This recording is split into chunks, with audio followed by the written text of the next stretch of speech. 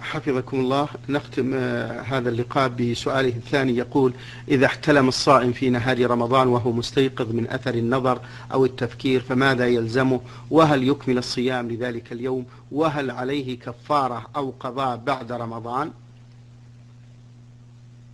السؤال هذا عجيب، لأنه يفهم منه أنه احتلم وهو يقظان، والاحتلام إنما يكون في النوم، ولكن لا بد من الإجابة، فنقول الاحتلام في النوم لا يضر الصائم أبدا،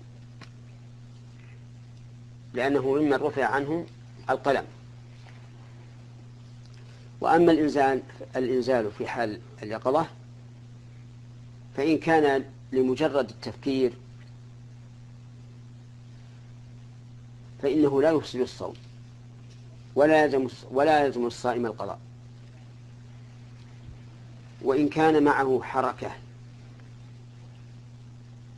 بمعنى أن الإنسان يحرك عضوه التناسلي حتى ينزل، فقد أساء وعليه قضاء ذلك اليوم.